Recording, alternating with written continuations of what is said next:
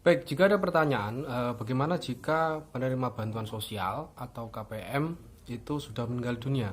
Apakah akan menerima bantuan? Nah, bagaimana penjelasannya? Simak video ini.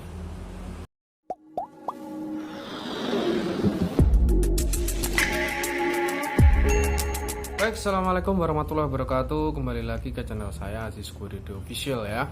Channel yang bahas tentang informasi bantuan sosial ya, khususnya program Keluarga Harapan atau PKH, bantuan pangan non tunai, dan juga bantuan yang berasal dari Kementerian Sosial Republik Indonesia. Nah, pada konten kali ini saya akan langsung saja memberikan informasi ya, bahwasannya ada sebuah pertanyaan, bagaimana jika penerima bantuan sosial atau biasanya pemegang kartu ya, itu sudah meninggal dunia, apakah bantuannya dicabut ataupun bisa kembali menerima. Nah, seperti itu. Nah, tapi sebelum saya menjelaskan ke video tersebut, nah tentunya yang suka dengan video ini, nah jangan sungkan-sungkan untuk tekan tombol like di bawah ya. Dan yang masih bingung, yaitu bisa langsung komen di bawah, bisa bertanya terkait informasi bantuan sosial dan juga terkait video ini yang jelas. Dan yang baru bergabung atau baru saja melihat video saya, tentunya untuk selalu mendukung channel ini, yaitu selalu subscribe dan juga ya, jangan lupa nyalakan tombol loncengnya di bawah sehingga menerima informasi-informasi terbaru dari channel saya, yaitu channel Aziz Kurido Official, dan tentunya akan memberikan perkembangan untuk channel ini seperti itu.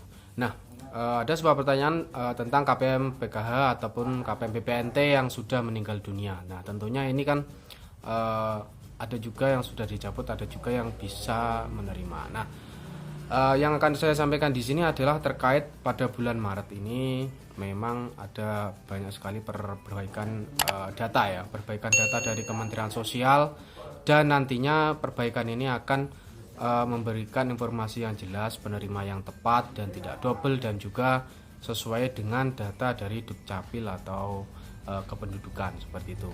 Jadi sangat banyak sekali, ada target kemarin tuh tanggal 8 Maret ya terkait perbaikan, dan untuk besok, nah itu tanggal 16 tentunya itu adalah hari dimana sudah ada pengcross checkan juga dari Dinas Sosial.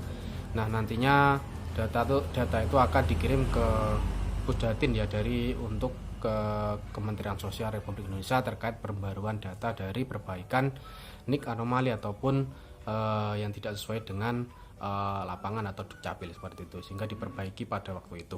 Nah, bagaimana sih penjelasannya? Nah, salah satu dari perbaikan NIK itu adalah KPM yang sudah meninggal dunia. Nah, di situ ada perbaikan juga ya terkait anggota dari penerima bantuan ataupun juga dari pengurus. Nah, kira-kira bagaimana pengurus atau pengurus ini dalam artian adalah yang atas nama pemilik kartu dari penerima PK ataupun penerima dari PPNT seperti itu. Nah, untuk tindak lanjutnya yaitu jika pengurus meninggal dunia itu akan diganti dengan ahli waris. Nah, seperti itu. Jadi di situ ada pembaruan data, juga ada pemberian NIK dan juga nomor KK ya, sehingga yang sudah meninggal dunia akan diberikan kepada hak ahli waris. Nah, ahli waris ini apa? Ahli waris ini adalah orang yang memang satu kakak dengan pengurus atau yang pemilik kartu. Jadi memang satu kakak, tidak boleh di luar kakak. Bisa anak ataupun istri suami seperti itu. Nah, jika itu bisa dilimpahkan, jadi otomatis nantinya akan burekol atau pembaruan kartu kembali dengan suami atau anak yang memang satu keluarga, bergantian nama seperti itu. Jadi yang meninggal dunia dihilangkan seperti itu. Jadi masih bisa menerima bantuan sosial, tentunya bantuan pangan non tunai ataupun PKH. Nah, tapi kalau PKH juga harus ada kriteria tertentu. Jika pengurus sudah meninggal dunia, di situ sudah tidak ada komponen juga, misal istrinya kok belum lansia seperti itu, atau anaknya tidak sekolah, jadi otomatis itu memang sudah tidak menerima bantuan sosial seperti itu. Mungkin itu penyelesaiannya. Jadi memang perbaikan ini nantinya akan jelas, sehingga dari Dukcapil itu datanya sesuai. Masa yang sudah meninggal dunia tetap namanya menerima bansos seperti itu. Jadi bansos ini tentunya kedepannya memang harus tepat, orangnya ada, bantuannya tepat seperti itu. Jadi yang KPM yang sudah meninggal dunia nantinya akan diproses. Diproses ini melalui kemarin itu perbaikannya melalui aplikasi SIG-NG ya. Ini aplikasi yang memang ditujukan untuk memperbaiki data DTKS seperti itu. Jadi memang sudah meninggal dunia, sudah diupdate di situ. Nah, perbaikannya bisa disesuaikan dengan NIK. Nah, soalnya sekarang itu memang Kementerian Sosial itu sudah bekerja sama dengan Dukcapil. Jadi disesuaikan jika memang orang yang meninggal dunia ataupun sudah tidak ada, yaitu sudah ada datanya di kependudukan. Jadi kita cross check lapangannya. Bagaimana peran pendamping PK pada waktu itu? Nah, peran pendamping PK ya membenahi terkait bagaimana dari PKH yang sudah meninggal dunia juga. Jadi kita saring data turun ya. Misal kita cross check dari Kementerian Sosial, data turun yang sudah di cross check dengan Dukcapil, data itu sudah turun, terus kita perbaiki di situ melalui aplikasi SIG-NG seperti itu. Melalui SIG-NG nantinya dikumpulkan di kabupaten, selanjutnya akan dikirim ke Kementerian Sosial Republik Indonesia. Jadi itu.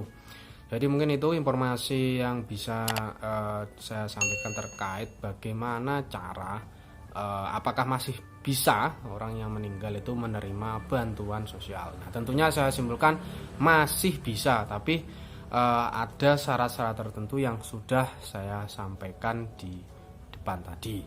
Nah, syarat-syarat itu memang harus dipenuhi. Memang kalau jika tidak terpenuhi, otomatis bantuan ini tidak bisa lanjut seperti itu.